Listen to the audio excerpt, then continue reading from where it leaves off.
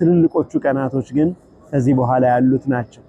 እያንዳንዷን ቀን ውጤታማ በሆነ መልኩ ለመጠቀም ቁርጥ ውሳኔ ላይ መድረስ ያስፈልጋል።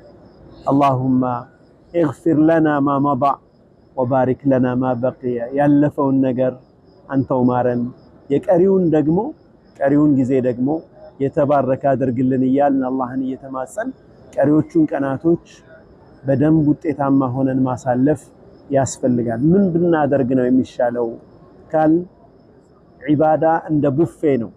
በጣም ሰፊ የዒባዳ ቡፌ ላይ ነው የምንገኘው።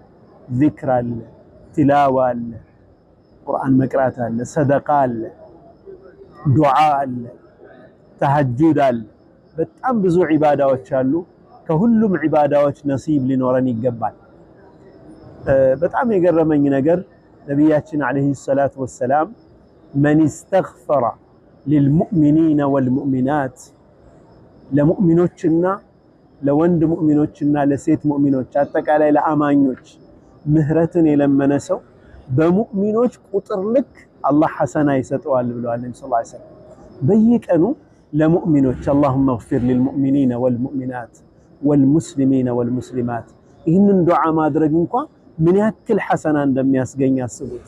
ለይለተል ቀድር ቀን ይህንን ዱዓ ያደረገ ሰው ደግሞ የአንድ ሺህ ወር ያክል ነው የሚባዛለት። 83 ዓመት ከ4 ወር ያክል ዒባዳ ነው። እያንዳንዱ ነገር በጥፍ ነው የሚባዛው። በዚህን ያክል እጥፍ ይባዛል ማለት ነው። ለذلك ኢንሻአላህ ሁላችንም እቺን ሌሊት አናቃትም የትኛዋ እንደሆነች አላህ ለሂክማው ነው የደበቃት።